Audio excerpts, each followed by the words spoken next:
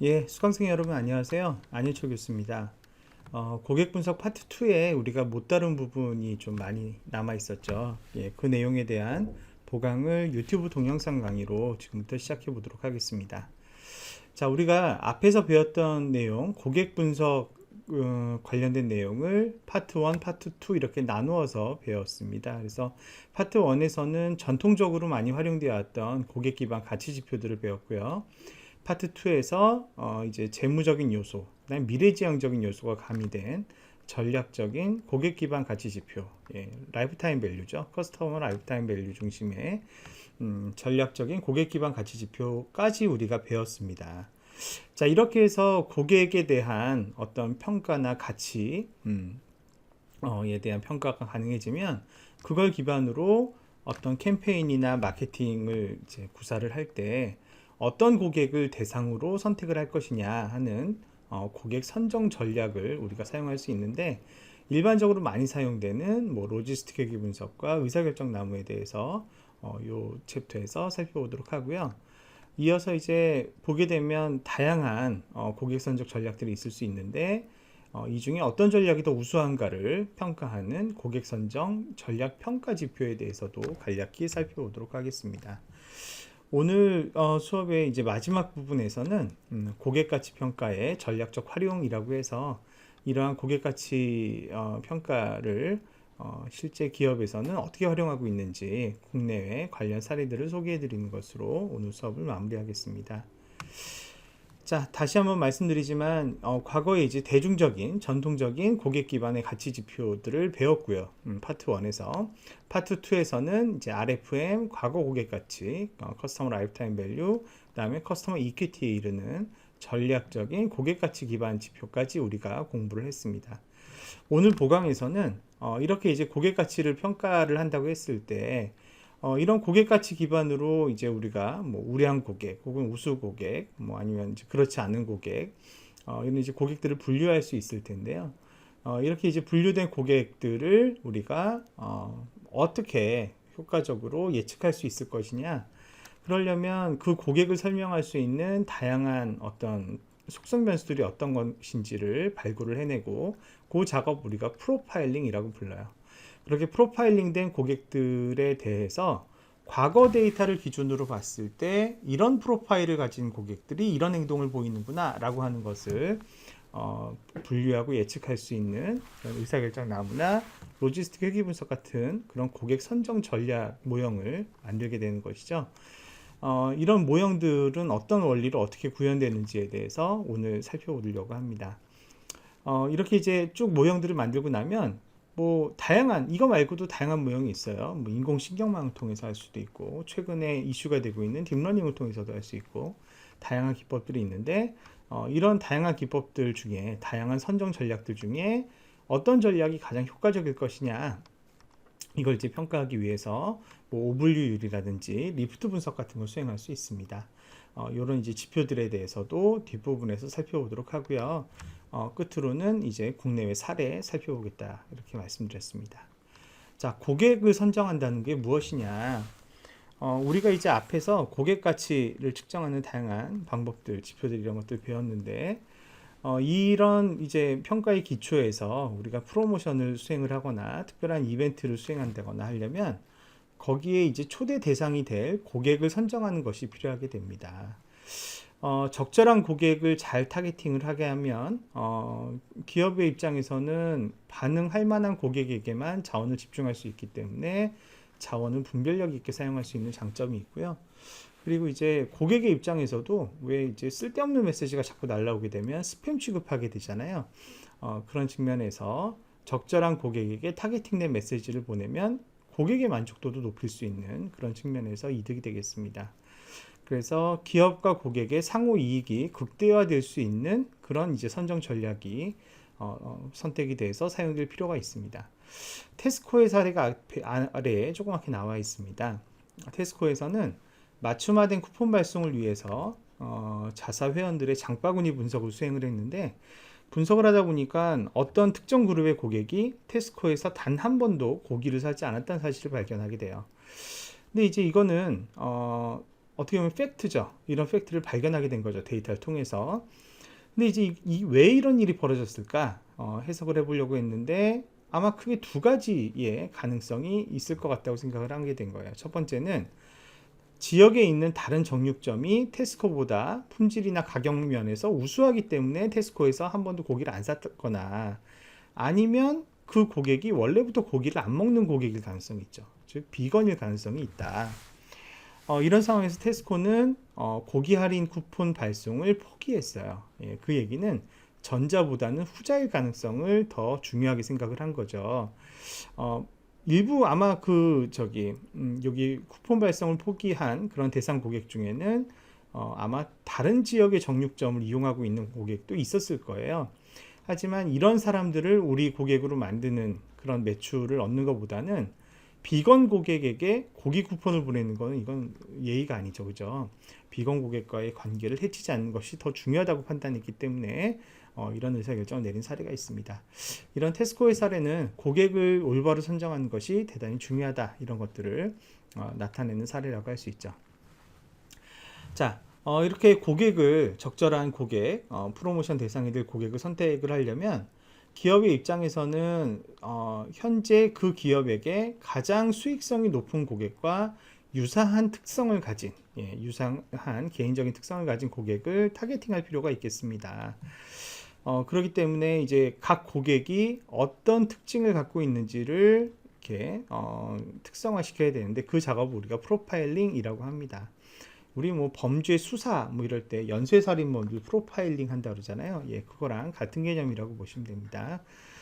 의도된 목적에 따라서 가장 수익성이 높은이란 말은 다양하게 해석이 될 수 있는데, 일반적인 프로모션에서는 프로모션에 반응할 가능성이 가장 높은 고객을 우리가 수익성 높은으로 해석할 수가 있습니다. 그래서 과거에 이런 특징을 가진 고객들, 저런 특징을 가진 고객들 다양하게 우리가 메일링을 해봤는데, 어떤 특정한 특성을 가진 고객들한테서 반응률이 높더라.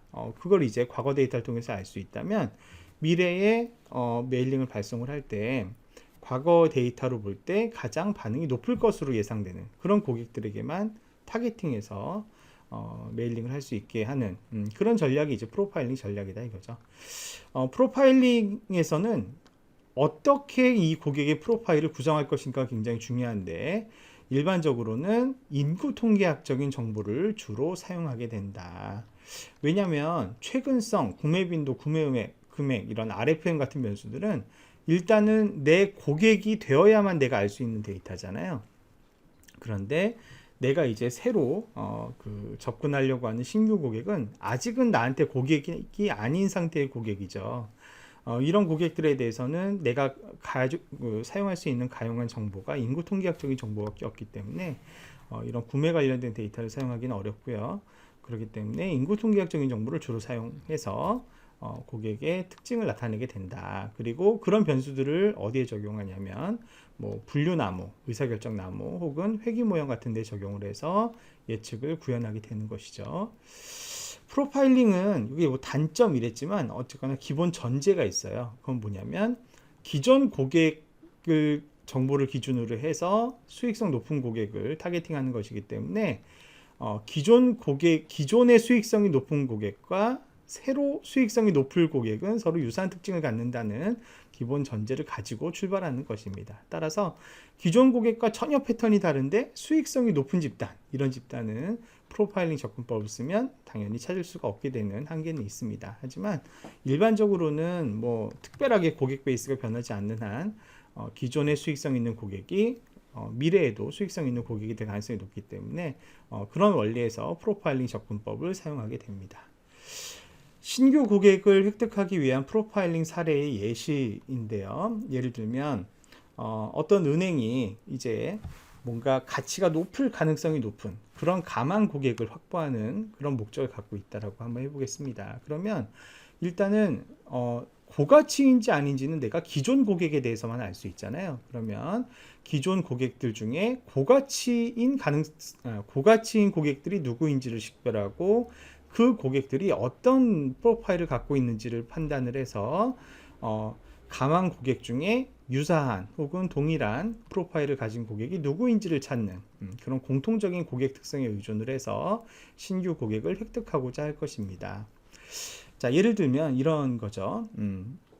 기존 고객의 응답 변수가 총 공헌도라고 했을 때 은행은 고객을 총 공헌도별로 그걸 종속 변수로 해서 상위 20%를 선정해서 프로파일링을 하기로 이제 결정을 한 거죠. 이 사례에서는.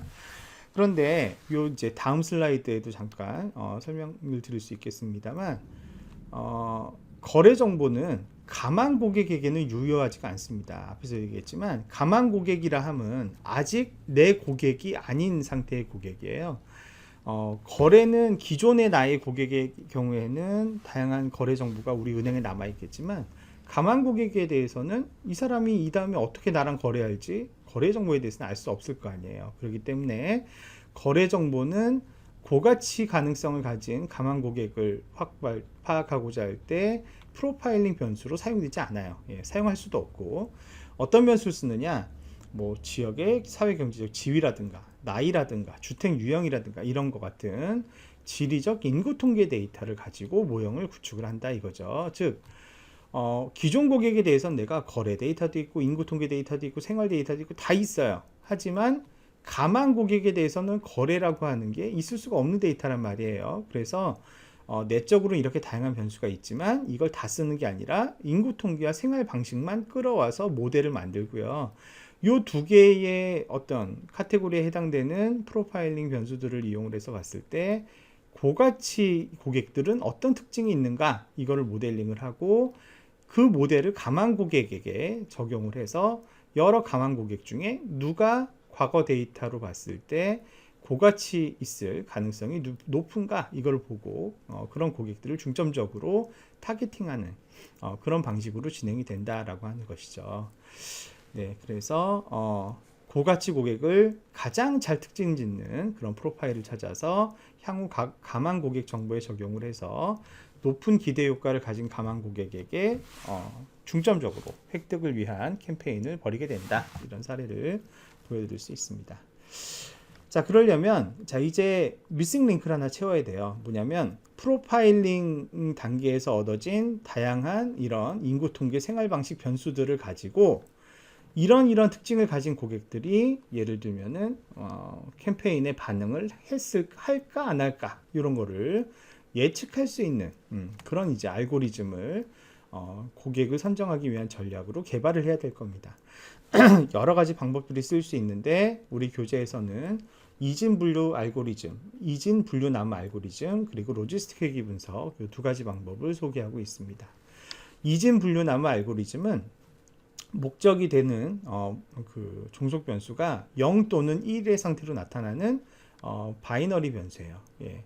우리가 예측하고자 하는 많은 문제들은 둘 중에 하나를 예측하는 경우들이 많죠. 어떤 프로모션에 반응을 한다 안 한다, 고객이 물건을 산다 안 산다, 고객이 이탈을 한다 안 한다, 이런 식으로 0 또는 1의 두 가지 상태를 예측하는 경우들이 많은데 이진 분류 나무 알고리즘은 분류 나무 알고리즘이라는 방법을 통해서 0 또는 1 상태가 되어 있는 종속 변수를 예측하는 방법론이 되겠습니다. 분류 나무 알고리즘의 원리는 데이터를 계속 반복 검색해요. 그래서 어떤 변수, 어떤 특징 변수를 활용했을 때 이 이진으로 나타나는 목표 변수의 두 범주를 가장 잘 구분할 수 있는가, 그걸 이제 판단해서 계속해서 데이터들을 쪼개고 이런 형태로 해서 나무 모양의 결과값을 만들어내는, 모델을 만들어내는 방법이 이진 분류나무 알고리즘이 되겠습니다. 절차는 다음과 같습니다. 자, 예측하고자 하는 y가 있고요. 이거의 예측에 활용될 다양한 설명 변수들이 있습니다. 이럴 때 이제 어떤 x가 가장 이 y를 잘 구분하는가를 알아보기 위해서 각각의 x의 기준값을 정했을 때 오분류율이 어떻게 되는지를 다 계산을 합니다. 그래서 이때 가장 낮은 오분류율을 갖는 변수를 먼저 선택을 해서 쪼개고요. 방금 보신 그 작업을 계속 반복하는 겁니다. 언제까지? 허용 가능한 임계점 이하로 O 분류율이 떨어지거나 모든 예측 변수가 모형에 적용될 때까지 이거를 반복을 하죠. 이런 과정을 recursive partitioning이라고 부르게 됩니다. 예, 계속 재규적으로 계속 반복해서 쪼개고 하는 작업을 반복한다는 의미가 되는 것입니다. 자, 예를 한번 들어보도록 할게요. 지금 하키용품을 판매하는 판매업자가 있다고 가정을 해보고요. 이 판매업자가 잠재적인 하키용품 구매자를 예측하려고 하는 그런 상황이라고 가정을 해보겠습니다. 자, 그런데 하키를 구매를 할까 안 할까를 예측할 때 활용 가능한 다양한 X들이 또 조사되어 있는 거예요. 어떤 X가 있냐면 남성인지 여성인지 이런 데이터도 있고요. 성별 데이터, 또 과거에 이 사람이 스쿠버를 구매했었는지 구매하지 않았었는지 이런 정보도 같이 포함되어 있는 것입니다. 그래서 지금 이 문제는 예측하고자 하는 Y는 종속변수 Y는 하키용품을 구매한다 1, 안 한다 0 이 두 가지고요. 이거를 예측하는 데 활용될 수 있는 후보 설명 변수로는 그 이외에 여러 가지도 있을 수 있지만 먼저 두 가지, 성별이라는 변수, 스쿠버의 구매 여부라고 하는 변수, 이렇게 두 가지가 있는 거죠. 자, 전체 고객의 수는 요거 이렇게 두 개 합쳐 보시면 8,600명이 됩니다. 8,600명. 전체 합계는 8,600명인데 자, 이 중에 스쿠버를 하키를 구매한 고객은 여기 보시면 1600과 130 합쳐서 1730명이죠. 예, 그리고 전체 고객, 그러니까 8600명 중에 1730명만 현재 하키를 구매한 상태입니다. 그리고 전체 고객은 남성과 여성으로 나눠지는데 이 중에 남성은 몇 명? 5600명이고 여성은 몇 명? 3000명이다. 이렇게 알 수가 있습니다. 그리고 전체 8600명 중에 과거에 스쿠버를 구매한 전체 고객의 수는 요거 두 개 합쳐서 2800명. 스쿠버를 안 구매한 고객은 요거 두 개 합쳐서 5800명이 구매하지 않았음을 알 수 있죠. 자, 근데 이제 이걸 가지고 예측을 할 때 지금 두 가지 후보가 있는 거잖아요. 성별이라고 하는 변수도 있고 그 다음에 스쿠버 구매 여부라는 변수도 있습니다. 만약에 성별이라는 걸 가지고 예측을 한다. 그랬을 때 오분류율은 얼마나 나나를 한번 계산을 해보면 자, 지금 보면 남성이 하키용품을 구매하는 경우가 좀 많아요. 그래서 만약에 내가 가설을 이렇게 세웠어요. 모든 남성은 하키 구매를 가정한다.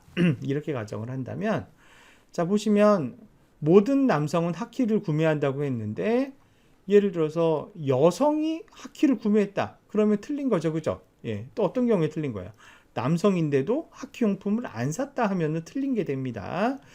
자, 그래서 남성인데 하키를 구매하지 않는 사람이 몇 명인가? 4,000명이에요. 그죠? 그 다음에 여성인데도 하키를 구매한 사람 130명. 그래서 전체 8,600명 중에 4,130명만큼이 오류가 발생하게 되고요. 이때 오분류율은 48%로 산출이 됩니다. 그죠?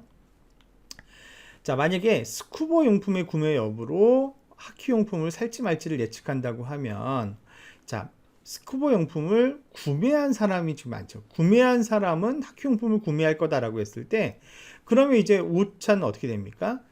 스쿠버를 구매했음에도 하키를 안 샀거나 아니면 스쿠버를 안 샀음에도 하키를 사거나 이런 게 이제 오분류에 해당되는 케이스가 될 겁니다.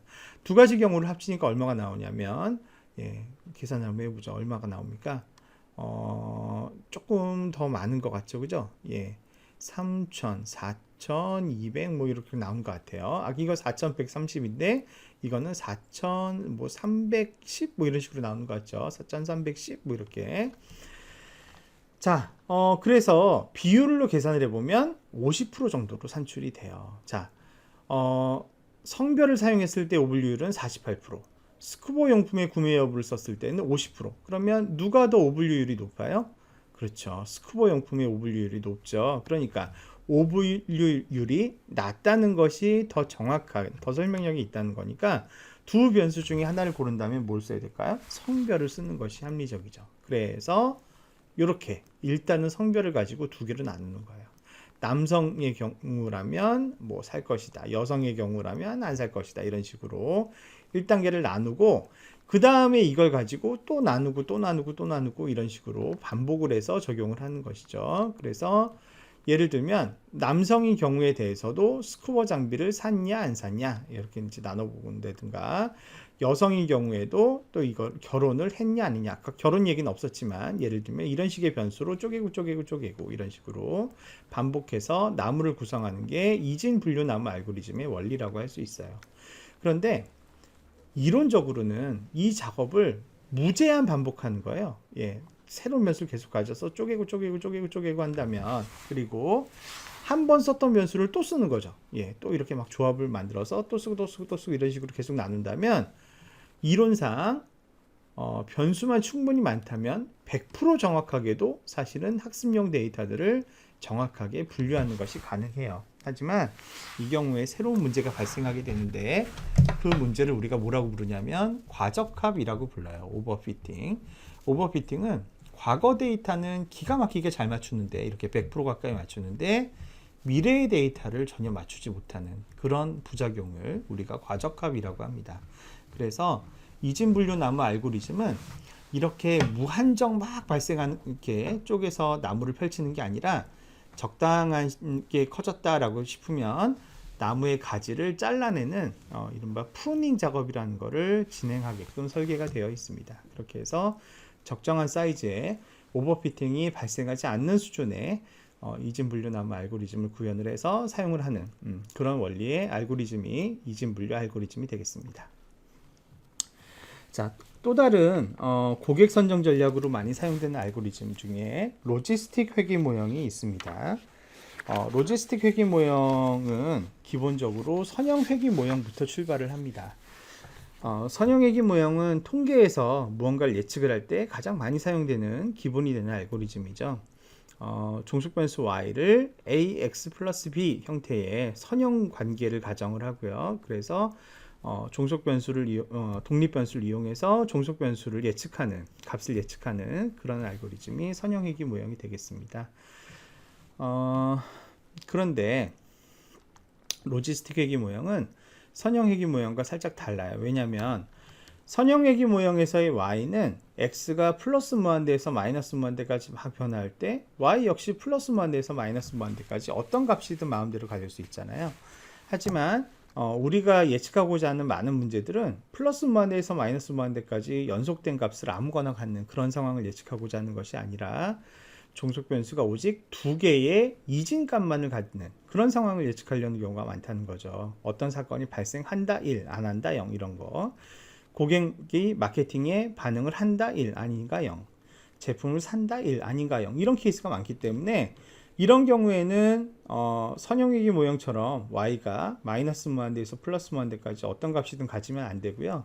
범위를 0에서 1 사이로 한정을 시켜야 됩니다. 그래서 이렇게 한정이 되게끔 모델링을 하고 사후에 결과를 봤을 때 0.5보다 크면 1로 해석하고 0.5보다 작으면 0으로 해석하고, 이런 식으로 로지스틱 회귀 모형을 사용하게 되죠.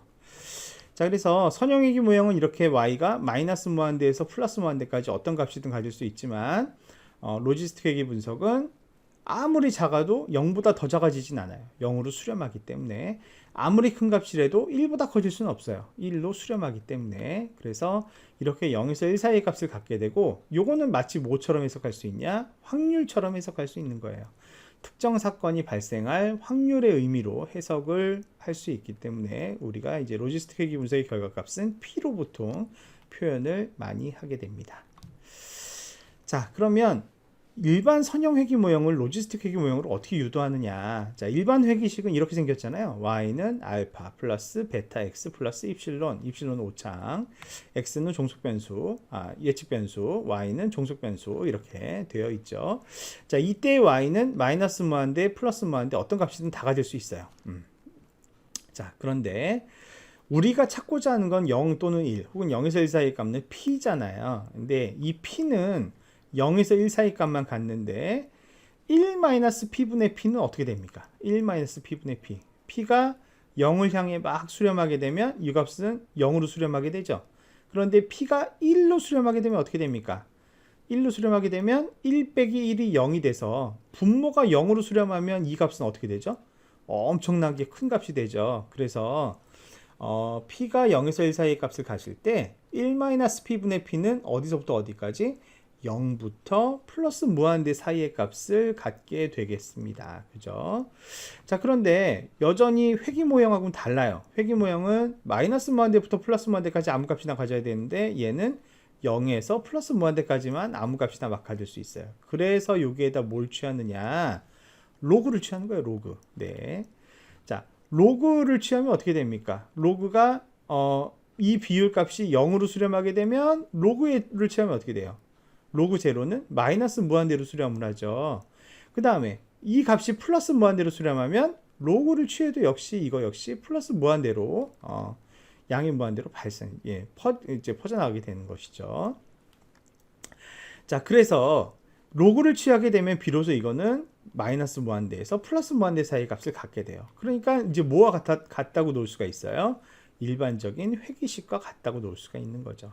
그래서 로그 1-p분의 p가 알파 플러스 베타 x 플러스 입실론의 일반적인 선형 회귀식과 같다라고 놓고 이거를 만족시키는 알파와 베타 값을 최대 우도에 의해서 추정하는 원리로 구현되는 것이 로지스틱 회귀 모형의 원리다, 이렇게 설명드릴 수가 있습니다. 요거는 이제 소프트웨어 패키지가 주로 찾아주게 됩니다.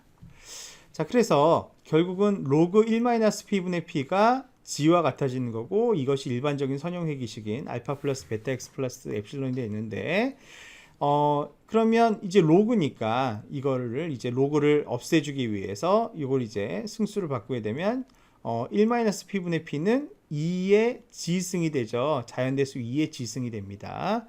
이 자연대수 2의 지승, 즉 1-p분의 p, 이거를 이따가 설명드릴 텐데 오즈라고 부릅니다. 오즈. 자, 그러니까 오즈는 뭐냐면 어떤 사건이 발생할 확률이잖아요. p는. 그러니까 오즈는 뭐냐면 1 빼기 b는 뭐예요? 그러면 어떤 사건이 발생하지 않을 확률이죠. 어떤 사건이 발생하지 않을 확률 대비 어떤 사건이 발생할 확률의 비율을 우리가 오즈라고 정의할 수 있게 되겠고요.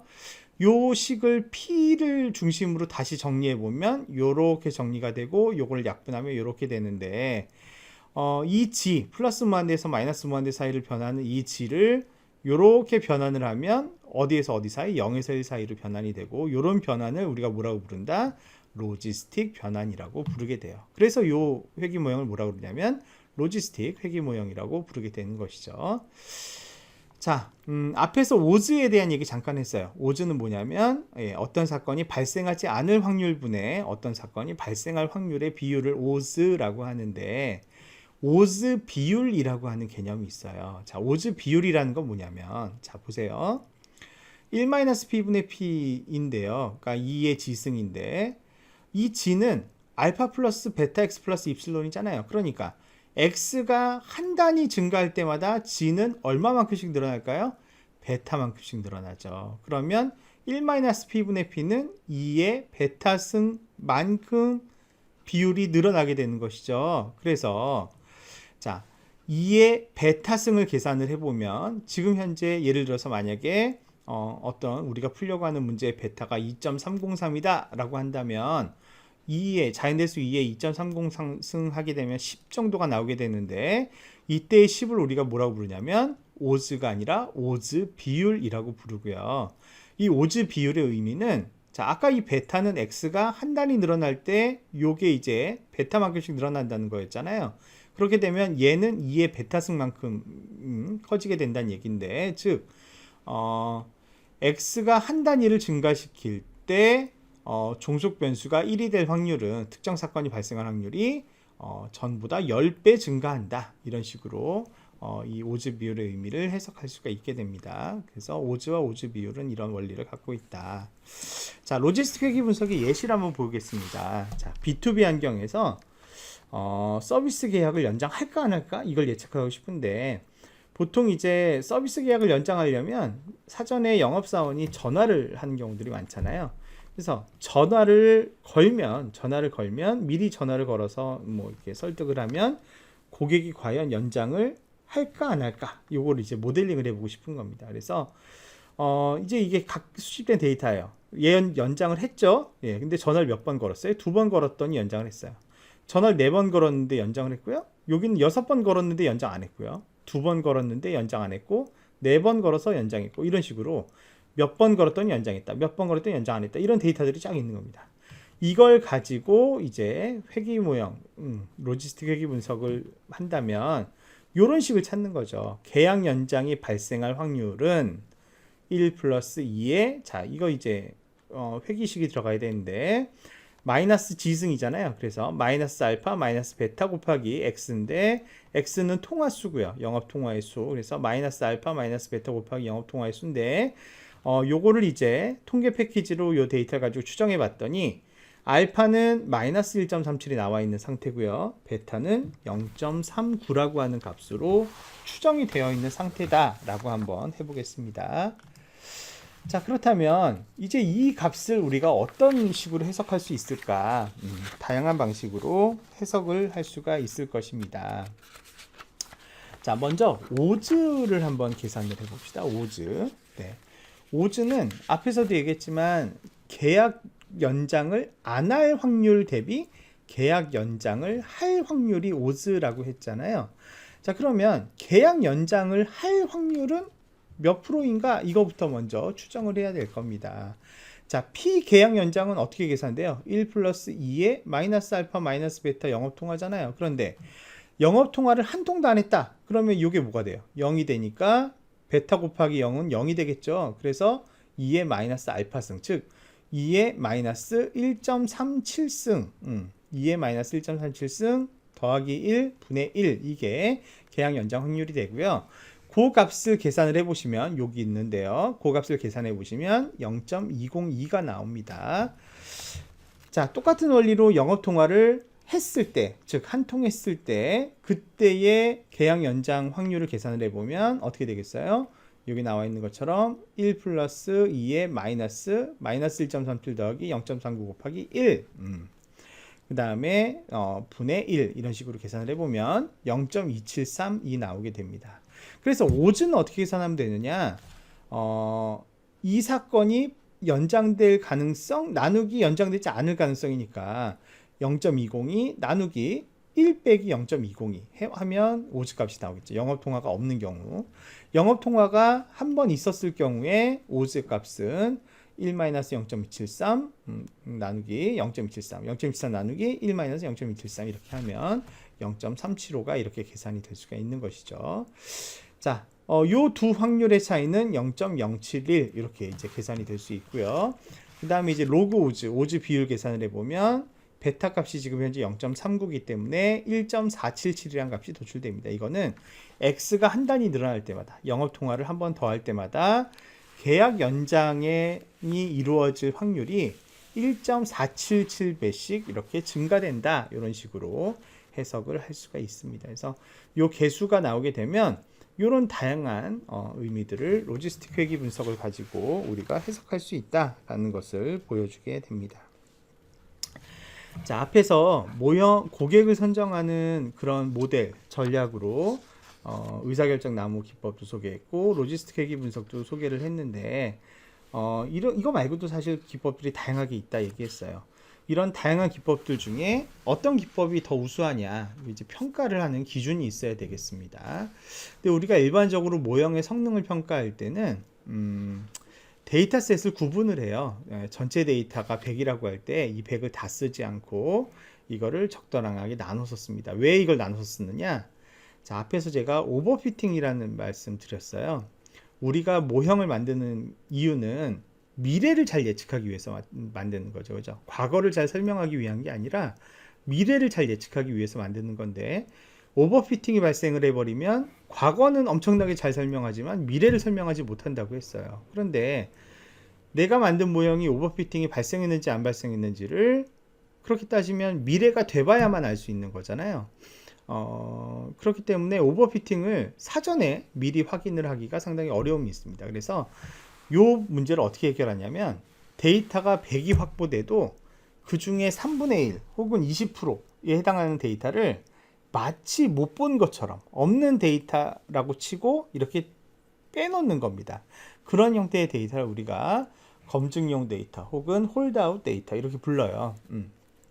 그래서 한 데이터 3분의 1이나 20% 정도를 밖으로 떼놔서 검증용으로 놔두고 실제 모형을 구축할 때는 3분의 2나 80%에 해당되는 남은 데이터만 가지고 훈련을 하는 겁니다. 그렇게 해서 데이터를 모형을 만들고 그 모형에 검증용 데이터를 적용을 해보면 만약에 과적합이 발생됐다면 검증용 데이터에 대해서는 성능이 형편없이 나오겠죠. 그래서 과적합이 발생했구나, 혹은 검증용 데이터에 적용을 해봐도 학습용 데이터와 별반 성과가 차이 나지 않게 나온다고 하면 이 모형은 일반화된 모형이구나, 오버피팅이 발생하지 않았구나, 이렇게 해석을 하게 된다라는 내용이 여기 담겨 있는 것입니다.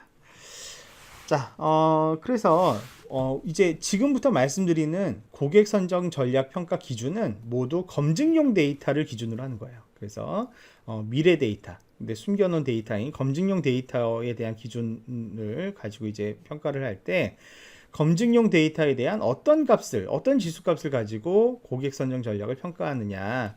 일반적으로 오분류율을 가지고 평가할 수도 있고, 또는 리프트 분석을 가지고 평가할 수도 있다. 오분류율은 좀 발음이 어렵네요. 오분류율은 얼마나 많은 에러가 발생했냐의 비율입니다. 오분류율이 높을수록 좋은 거겠어요? 낮을수록 좋은 거겠어요? 그렇죠? 낮을수록 좋은 거예요. 자, 보게 되면 지금 요 형태의 요 형태의 표에서 오분류율은 1459건 중에 1인데 0으로 예상했거나 0인데 1로 예상한, 이게 잘못 예측한 거죠. 그거에 합계가 됩니다. 그래서 계산을 해보면 15.7%가 이 모형의 이 기법의 오분류율이 되는 것이죠. 근데 사실 여기서는 아주 간단하게 오분류율만 얘기했지만 우리가 고객 선정 전략을 평가하는 기준으로는 훨씬 더 다양한 지표가 있을 수 있어요. 예를 들면 뭐 민감도, 뭐 특이도, 이런 것도 있고요. 네, 그 다음에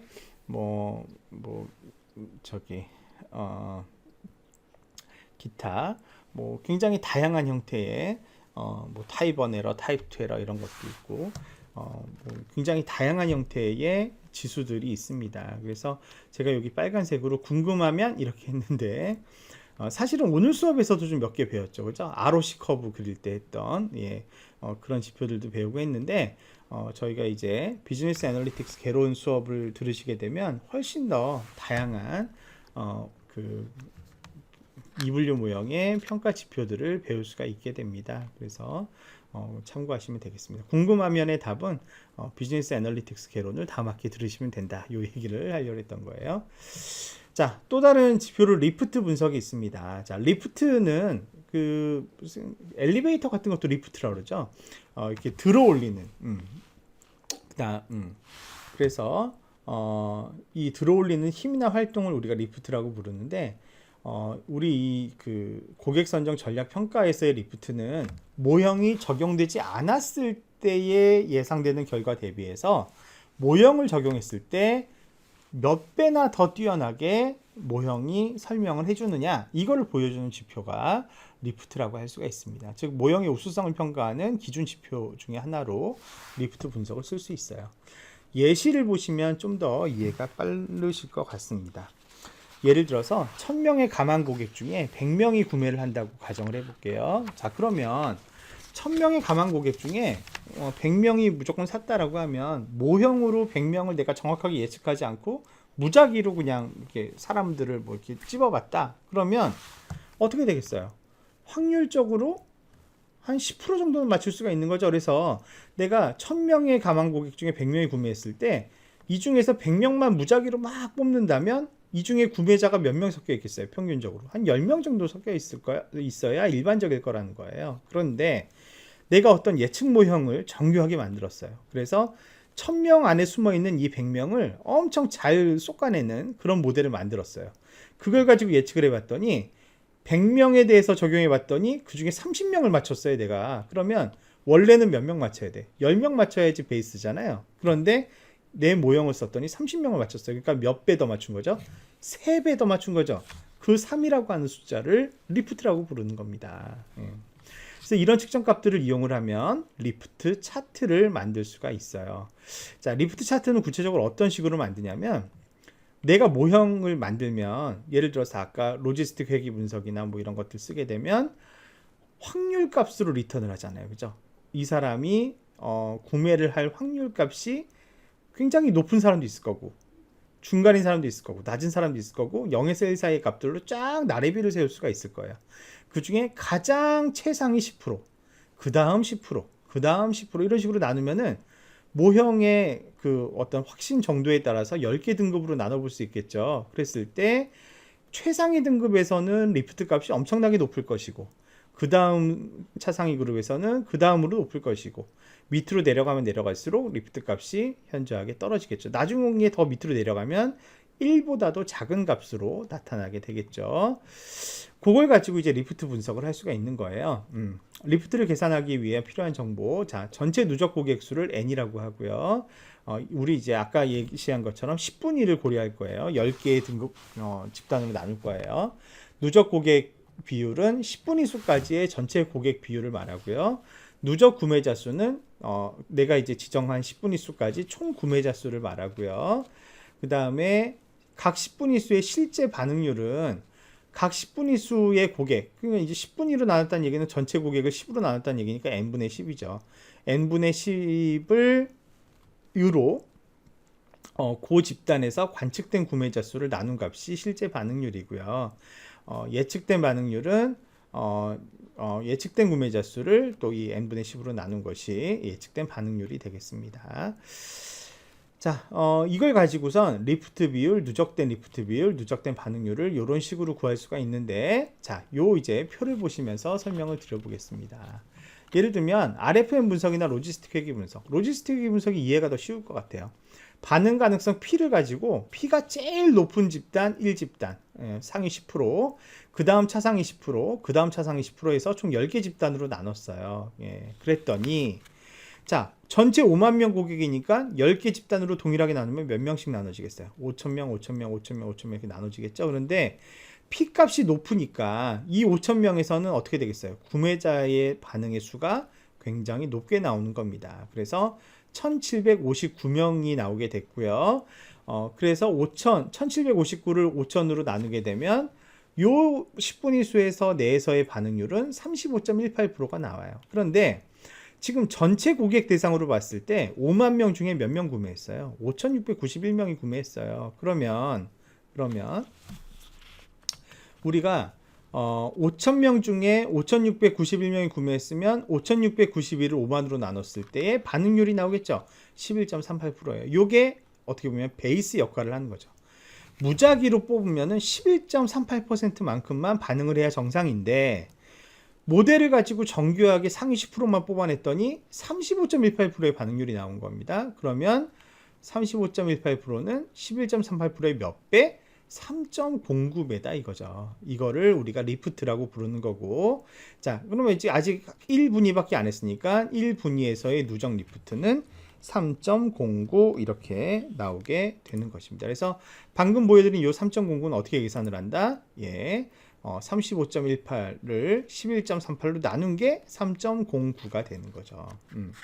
자, 이번에 2집단으로 내려와 보겠습니다. 자, 1집단보다는 어때요? 2집단은 더 정교하진 않겠죠. 왜냐하면 이 P가 차상위 10%니까 아까만큼 반응이 좋진 않을 거예요. 하지만 여기서도 꽤 높은 구매자 수가 나오게 되고, 이때의 반응률이 22.52가 나왔어요. 그러면 22.52는 11.38의 몇 배? 계산해보면 1.98이더라. 1.98은 22.52를 11.38로 나눈 값이죠. 자, 그런데 요 옆에 5.07이라고 하는 건 뭐냐면 누적이에요, 누적.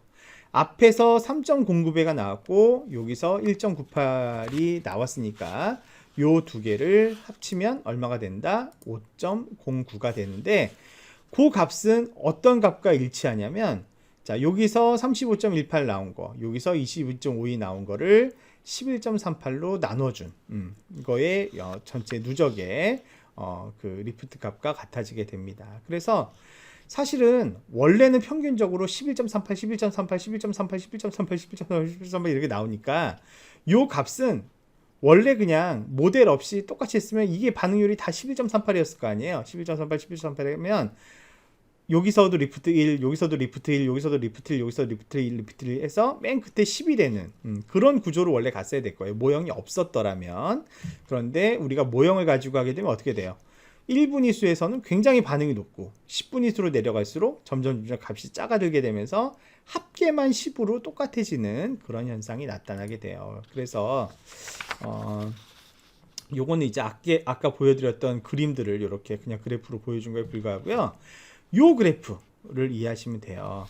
우리가 모델이 없었다면 제가 아까 방금 설명한 것처럼 모형 없이 그냥 무작위로 5,000명을 뽑았다면 여기도 11.38%, 여기도 11.38%, 여기도 11.38% 이렇게 나왔을 거 아니에요. 무작위로 뽑았으니까. 그러면 누적 리프트가 어떻게 되겠어요? 예, 1. 여기서 왜냐면 11.38, 11.38이니까 1. 11.38, 11.38이니까 여기는 1 더하기 1은 2, 3, 4 이렇게 해서 요렇게 그래프가 갈 거란 말이에요. 모형이 없었더라면. 그런데 우리가 지금 모형이 만들어졌잖아요. 그러다 보니까 처음에 확 올라가고 그 다음에 조금 기울기가 줄지만 또 확 올라가고 확 올라가고 하다가 나중에 10에서만 만나는 것만 똑같단 말이에요. 그래서 3.09, 5.07, 6.86 요 값들을 쭉 여기 그래프에 표시를 하면 이렇게 하얀 점 같이 이렇게 찍힌다는 거예요. 그래서 리프트 분석을 했을 때 어떤 모델이 좋은 모델이에요? 첫 집단에서 훨씬 더 높은 누적된 리프트 값을 보여주는 게 더 뭐랄까요? 변별력이 있는 그런 모델이라 이렇게 해석할 수가 있는 겁니다. 그래서 이 기준 모형인 45도 직선을 기준으로 봤을 때 요 방향으로 갈수록 그래서 요 그래프보다는 요 그래프가 이렇게 갈수록 물론 이제 끝과 처음과 끝은 같아야 돼요. 여기서 시작해서 이렇게 해서 나중에는 똑같이 10으로 만나죠. 하지만 요 방향으로 가면 갈수록 어떻다? 변별력이 더 좋은 모델이다. 그렇게 우리가 해석을 할 수가 있다라는 것을 리프트 모델이 얘기하고 있어요. 그래서 지금 요 그림이 그 예시인데요. 지금 보면은 요 세모로 되어 있는 로지스틱 모형이 가장 바깥쪽에 있잖아요. 그래서 로지스틱 모형의 성능이 가장 우수한 모형이다. 이렇게 판단할 수 있다는 것이 고객 선정 전략 평가의 예시가 되겠습니다. 자, 지금까지 이런 다양한 데이터 마이닝 분석을 이용을 해서 고객 가치를 이렇게 평가하는 이런 방법들에 대해서 살펴봤는데 이런 것들 구체적으로 어떻게 쓰이느냐, 어디에 쓰이느냐 좀 설명드려 보겠습니다. 고객 가치를 평가할 수 있으면 고객 세분화를 하는 데 사용할 수도 있습니다. 일반적으로 고객 세분화는 뭐 기업이 가지고 있는 표면적인 데이터나 아니면 이게 이제 국민은행인데요. 고객의 니즈를 유형화해서 뭐 은퇴 보장 이런 식으로 해서 뭐 세분화되거나 아니면은 뭐 내부에 대한 니즈, 뭐 주거래 점포 플러스 고객의 구매 패턴 이런 걸로 세분화하는 것이 일반적이지만 최근에 고객 가치를 가지고 세분화하는 것들이 많이 활성화되고 있습니다. 그래서 소위 뭐 초량 고객군, 우량 고객군, 일반 고객군, 불량 고객군, 이게 이제 고객 가치를 가지고 기반으로 해서 뭐 VVIP, VIP 이런 식으로 이제 나눠서 세분화하는 거. 이럴 때도 고객 가치 평가 쓸 수 있고요. 실제로 삼성생명은 고객 가치를 기반으로 고객 세분화를 하고 있다고 하는데 여기 좀 특이합니다. 삼성생명은 세 가지 관점에서 고객의 LTV를 계산을 해요. 재무적인 방법으로 계산을 하는데 자, 경험 가치라고 하는 게 있고요. 현재 가치라고 하는 게 있고 잠재 가치라고 하는 게 있답니다. 경험 가치는 뭐냐면 보험을 가입하면 우리가 가입한 시점부터 현재까지 계속 보험회사에 돈을 내주고 있잖아요. 그렇게 해서 실현된 이익이 경험 가치입니다. 자, 그 다음에 현재 가치는 뭐냐면 내가 지금 가입된 보험이 있고 그게 만료 언제까지 돈을 내야 되는 게 정해져 있잖아요. 그러면 특별하게 내가 이탈을 한다거나 특별한 사고가 생기지 않는 이상 그 보험료를 꾸준히 납부를 하게 될 거 아니에요. 그거의 가치를 미래에 내가 납부할 가치를 현재 가치로 환산한 거, 그게 여기서 얘기하는 현재 가치입니다. 잠재 가치는 뭐냐면 내가 보유하고 있는 보험이 아니지만 이 사람을 잘 꼬시면 추가적으로 실현이 가능할 걸로 예상되는 전략적 가치가 잠재 가치죠. 즉 이거는 추가 영업을 통해서 달성해야 되는 가치가 잠재 가치입니다. 그래서 삼성생명은 어떤 식으로 이 고객가치 평가를 활용을 하냐면 지금 우리가 공격적인 형태로 고객 가치를 관리하겠다 그랬을 때 잠재 가치의 가중치를 확 높인답니다. 그러면 어떤 고객이 중요한 고객이 돼요? 잠재 가치가 높은 고객이 갑자기 중요한 고객이 되는 거예요. 아니다. 일단은 좀 보수적으로 접근할 필요가 있다. 그럴 때는 뭘 높여요? W2나 W1을 확 높입니다. 그러면 지금 있는 토끼, 집토끼를 잘 지키는 쪽으로 전략을. 그래서 이 전략 목적에 따라서 가중치를 다르게 부여해서 활용을 하고 있다라고 하고요. 이때 이제 사용되는 NPV나 이런 것들을 보시게 되면 우리 앞에서 전략적 고객 가치 계산할 때 뭐 커스터머 라이프타임 밸류 이런 거 복잡해서 어떻게 계산해? 뭐 이런 생각을 하셨겠지만 실제 기업에서는 그걸 계산해서 사용하고 있다는 것을 또 여기 통해서 알 수 있죠. 자, 이렇게 측정된 고객 가치에 따라서 7개로 고객을 세분화하는데 이게 되게 재밌어요. 1등급 A급이 되려면 상위 1%여야 됩니다. 예. 그 다음 B등급이 되려면 차상위 4%여야 되고요. C등급이 되려면 차상위 5%, D등급이 되려면 10%. 요거 다 합치면 20%인데 전체 7개 등급 중에 상위 4개 등급이 20%를 다 차지하고 있어요. 왜 그러냐면 상위 20%의 고객이 현재 가치의 94%를 기여한대요. 예. 그만큼 80대 20 규칙도 아닌 거죠. 예. 94대 20 규칙이 적용되기 때문에 이렇게 고객을 세분화하더라. 뭐 이거 이제 삼성생명의 사례를 볼 수가 있습니다. 그래서 이렇게 평가된 결과를 가지고 실제 영업에도 활용할 수가 있게 되는데요. 예를 들면 김국민 고객을 막 분석을 해봤더니 이 사람은 가치 기준 상위 1%에 속하는 완전 VIP 고객이고 고급 추구형 고객이고 변액연금이라는 보험에 추가 가입 가능성이 높더라라고 하면 거기에 맞춰서 이제 서비스 상품 프로모션이 적용이 되더라. 시나리오를 보여주는 하나의 사례에 나타내고 있습니다. 이런 식으로 고객가치 평가를 사용하고요. 하나투어에서도 고객가치를 평가한 것을 활용한 사례가 있어서 제가 뉴스를 한번 가져와 봤습니다.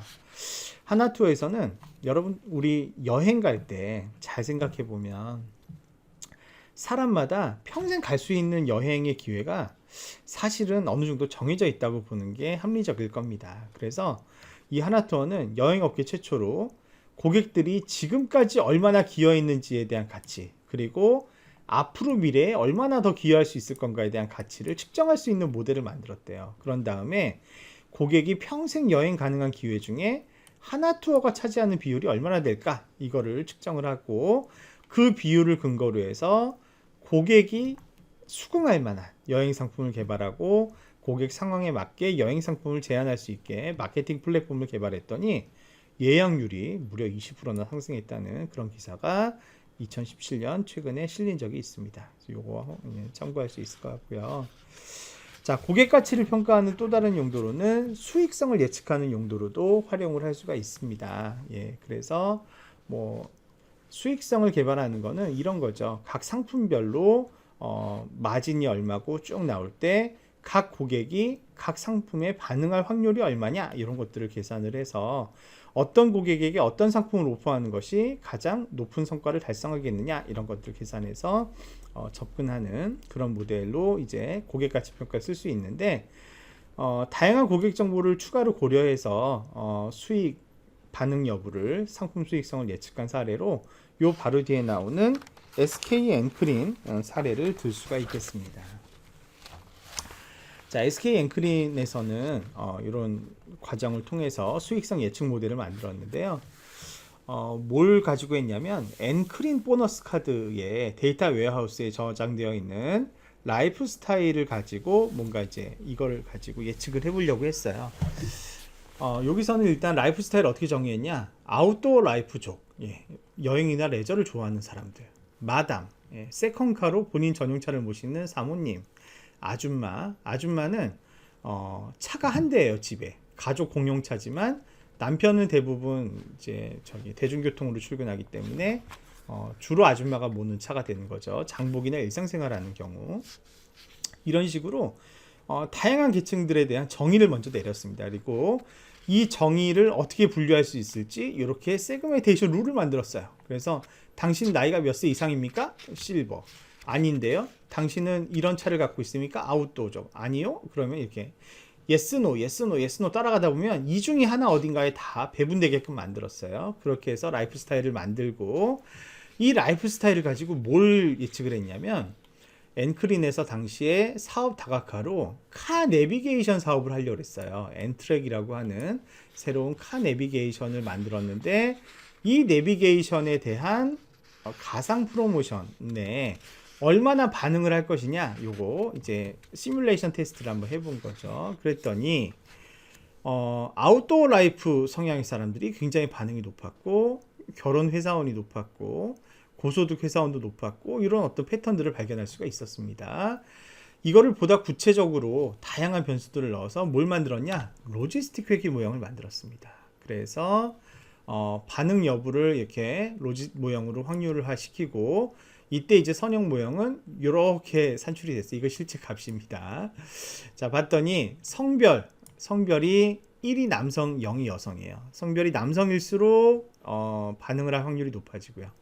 마담일수록 반응할 확률이 높아지고요. 아웃도어 라이프를 즐길수록 확률이 높아지죠. 0.8만큼. 연령이 높을수록 마이너스 0.4니까 낮아지는 겁니다. 반응할 확률이. 그리고 주유량이 많을수록 반응하는 것이 높아지더라. 이런 것들로 확인할 수가 있었고, 이 점수의 상중하별로 반응률을 봤더니 이렇게 40%, 35%, 25%의 차이가 나더라 라는 것을 확인한 사례가 있습니다. 그래서 기업들이 이렇게 실제로 고객가치 평가에 기반을 해서 로진 모형 같은 거를 구축을 해서 프로모션을 전개하는 그런 일들을 하고 있다라는 것을 보여주는 사례가 되겠고요. 그 다음에 마케팅 예산을 할당할 때에도 고객 가치를 반영하면 훨씬 더 예산을 효율적으로 배분할 수 있다. 보통 그 최상위 고객들은 머릿수가 적어요. 그죠?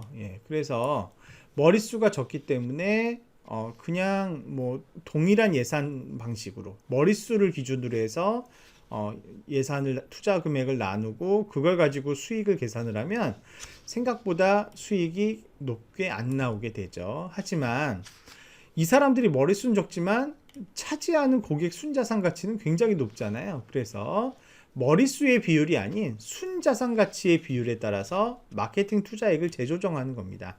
그랬을 때 예상되는 마케팅 수익률을 계산을 해보면 앞의 경우보다 훨씬 더 늘어나는 것을 알 수가 있죠. 그래서 이렇게 제한된 자원을 효율적으로 배분하는 기준으로 활용을 할 때에도 고객가치 평가의 결과가 활용될 수 있다라는 걸 알 수 있습니다. 고객이 이탈을 할지 안 할지 이런 것들을 예측을 하는 거에도 고객가치 평가가 활용될 수 있고요. 특히 고객의 이탈 중에서도 뭐 사실은 수익성 낮은 고객이 이탈하는 거는 뼈 아프지 않죠. 하지만 수익성 높은 고객이 이탈되는 거는 굉장히 뼈 아프게 재무적으로도 악영향을 미칠 수 있기 때문에 수익성 높은 고객이 이탈을 예방할 때 고객가치 평가가 활용이 됩니다. 근데 이제 이탈 고객을 방지하려면 누구를 이탈 고객으로 정의할 것이냐, 그리고 원인을 알아야지 대응을 할 수가 있겠죠. 이탈한 사유가 무엇이냐를 알아야 됩니다. 그래서 이런 순서대로 이탈 방지 프로세스가 적용되게 되는데, 이탈 고객을 먼저 정의하고요. 그 정의에 따른 이탈 고객을 파악하고요. 이들이 왜 이탈을 했는지 원인을 파악해서 이탈을 예측하는 모형을 개발하고, 그래서 이탈 가능성이 높은 고객이 있다면 사전에 정지 작업을 하게 되는 이런 형태로 이탈 방지가 이루어지게 됩니다. 근데 이제 이 고객의 이탈을 정의하는 게 쉽지 않아요.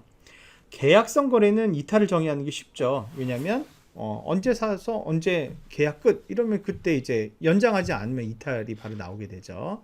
하지만 비계약적인 거래, 뭐 슈퍼마켓을 간다거나 백화점을 방문한다거나 이런 거는 계약 맺고 백화점에 쇼핑하러 가지 않잖아요, 우리가. 그렇기 때문에 이런 경우에는 이탈 여부를 정확하게 파악하기가 어려운데, 최근에는 RFM과 같이 고객의 구매 패턴을 함께 고려해서 이탈 고객을 파악하기도 합니다. 지난 강의에서 소개했던 있는데 지난 강의 소개 안 했어요. 제가 소개 안 했고, 요거 이제 기출문제 같은 거 보시면 나와요. 리센시 차원, 프리퀀시 차원 이런 것들 활용해서도 이탈 고객 정의할 수 있는데 요거 그냥 스킵하시면 되고요. 어쨌거나 고객의 이탈을 정의할 때는 고객 관점에서 좀 주의 깊게 접근할 필요가 있습니다. 일반적으로 우리 유통업에서는 6개월 동안 아무런 반응이 없으면 고객이 이탈했다라고 본대요. 그런데 이 간격 한번 보세요. 9개월, 7개월, 그런데 8개월째 아무 반응 없어요. 근데 고객 A는 이탈했어요, 이탈 안 했어요? 유통업 기준으로 하면 이건 이탈 고객이에요. 왜냐하면 6개월간 아무 반응이 없었으니까. 하지만 이 사람의 패턴을 보면 원래부터 9개월, 7개월을 하던 사람이니까 이 사람은 아직 살아있을 가능성이 있죠. 그죠? 그런데 예를 들면 2개월, 3개월 해서 이게 딱 관측이 됐어요. 이 사람은 6개월 안에 관측이 됐는데 그 이후에 한 번도 거래를 안 했어요. 자, 이 고객 B는 살아있는 고객이에요. 이 고객 B는 여기 안에 들어왔기 때문에 살아있는 고객으로 분류는 되겠으나 사실은 죽어있을 가능성이 높죠. 왜냐하면 이렇게 2개월, 3개월마다 오던 사람이 갑자기 안 오기 시작했잖아요. 예, 이거는 죽어있을 가능성이 높다. 그래서 요거 이제 예를 들면 이렇게 점 하나 딱 찍혀있거나 점이 아예 안 찍혀있거나 이러면 이 고객 살았나 죽었나 판단하기 굉장히 어렵다. 그리고 제품 특성에 따라서도 다를 수 있어요. 예를 들면 이 누스킨이라고 하는 화장품 회사에서는 고객이 기초 화장품을 주로 쓰는지 색조 화장품을 주로 쓰는지에 따라서 구매 주기가 달라진다는 것을 데이터로 확인을 했어요. 그래서 그 고객이 주로 쓰는 제품군에 따라서 휴면과 이탈 기준을 다르게 적용한 그런 사례도 있는데 이렇게 고객 이탈은 이탈 자체를 정의하는 게 쉽지 않기 때문에 이런 것들을 세심하게 접근할 필요가 있다라는 말씀 드립니다. 그리고 대응을 적절하게 하려면 고객이 왜 이탈했는지도 알아야 되죠. 그래서 요새 보시면 서비스 그만두려고 탈퇴하려고 할 때 이런 거 많이 물어봐요. 왜 탈퇴하냐고. 이게 괜히 물어보는 게 아니라 원인을 알아야 대응할 수 있기 때문에. 아니면 원인을 내가 잘 모르겠다 그러면은 다양한 입력 변수들, 후보 입력 변수들을 왕창 집어넣은 다음에 의사결정 나무나 데이터 마이닝 기법을 이용을 해서 예측 모델을 만들어 보는 거예요. 그러면 이탈한 고객들이 왜 이탈했는지 이런 것들을 여기서 이제 걸러지는 변수들을 가지고 거꾸로 유출을 할 수도 있다라는 것을 보여주고 있습니다. 자, 그래서 사실은 이제 궁극적으로 이탈 예측하는 이유는 이탈을 할 걸로 예상되는 고객에게 뭔가 적절한 선제 조치를 취하려고 하는 거라고 아까 말씀드렸는데, 근데 선제 조치를 굉장히 신중하게 잘 취해야 된다라고 하는 게 여기 나와 있는 사례에 대한 얘기예요. 요거는 아주 따끈따끈한 2016년이면 이제 아주 따끈따끈하진 않지만 비교적 최근 논문에 나온 얘기인데 되게 재밌어요. 미국 컬럼비아 대학교의 경영대학원 연구팀이 남아메리카에 있는 무선통신 업체에 6만 5천 명을 대상으로 필드 실험을 했어요. 뭘 했냐면 통신 서비스를 사용하는 패턴을 분석을 해서 왜 그런 사람들 있잖아요. 기본 요금제를 조금 더 비싼 거를 쓰면 지금 내는 요금보다 훨씬 더 저렴하게 쓸 수 있는데 그러니까 기본료는 싸지만 부가료가 비싸서 요금을 더 내고 있는 그런 한심한 고객들, 그런 고객들이 누구인가를 쫙 뽑은 거예요. 예, 그렇게 해서 기본 통화 시간이 더 긴 상위 요금제로 변경했을 때 분명히 이득을 볼 수 있는 고객들, 그런 고객들을 이렇게 있으면 이걸 절반으로 나눴어요. 그래서 여기 실험군에다가는 당신이 지금 엄청나게 바보짓을 하고 있습니다. 요금제를 변경하시면 훨씬 이득이시고 요금제를 변경하시면 우리가 현금 환급까지 해드릴게요. 이렇게 친절하게 안내를 해줬어요. 딴 데 도망가지 말라고. 그리고 요 집단은 그냥 가만히 놔둔 거죠. 특별하게 뭐 제한도 안 하고 가만히 놔둬본 거예요. 그리고 나서 3개월 있다가 어떤 일이 벌어졌는지 조사를 했더니 요 친절하게 안내받은 집단 있잖아요. 예, 안내받은 집단은 10%가 서비스를 취소했어요. 그런데 아무것도 안 하고 놔뒀던 요 집단 있죠. 요 집단은 6.4%밖에 이탈을 안 했어요. 즉 친절하게 알려준 집단, 적절하게 선제 조치를 한다고 한 집단이 더 이탈을 많이 하더라 라는 사실을 발견하게 된 거죠. 즉 역효과가 난 거죠. 왜 그랬을까? 왜 그랬을까? 그게 이 논문의 핵심이에요. 왜 그랬을까? 분석을 했어요. 사후 분석을. 그랬더니 사용량이 진짜 많았던 고객일수록 이런 역효과가 심하게 났다는 사실을 발견했어요. 왜 그랬을까? 예. 자, 이게 어떤 일이 있었냐면 이런 거였던 거예요. 적절하게 선제 조치를 했더니 이 사람들이 각성 효과를 가져오게 된 겁니다. 그래서 그래? 내가 요금제를 잘못 쓰고 있었어? 하면서 인터넷을 검색하기 시작한 거예요. 예, 그러면서 우리 회사의 요금제만 봐주면 관계가 없는데 우리 회사 요금제만 본 게 아니라 경쟁사의 요금제도 같이 보기 시작하게 된 거죠. 요 그룹에 있는 사람들은 선제 조치가 트리거가 돼서 그래? 내가 요금제를 잘못 쓰고 있었어? 그러면 이 회사에 다른 요금제를 써야지가 아니고 타 회사에는 어떤 요금제가 있지? 이걸 알아보면서 훨씬 더 많은 고객들이 취소하게 됐다는 사실을 알게 된 거죠. 그래서 회사 입장에서는 딴 데 가지 말라고 또 나름 신경 써가지고 한 선제 조치가 결과적으로 이런 부작용을 낼 수도 있다. 이런 경우들도 보고될 수 있습니다. 그래서 이런 고객 이탈을 예방을 할 때는 훨씬 더 사력 있게 액션을 취할 필요가 있다는 것을 보여주는 사례입니다.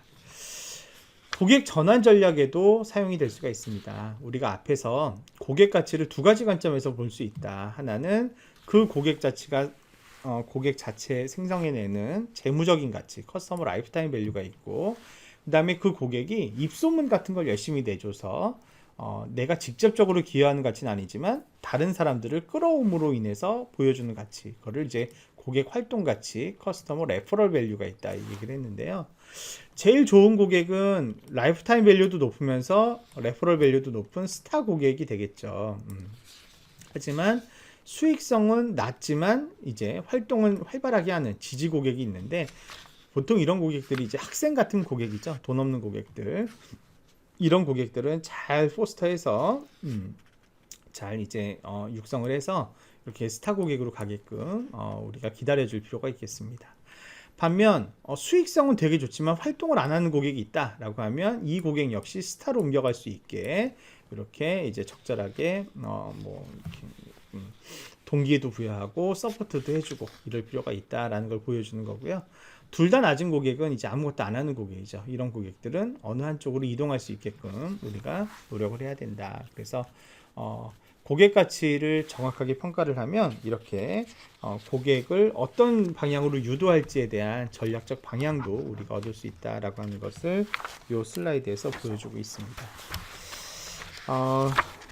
하다 보니까 되게 많네요, 양이.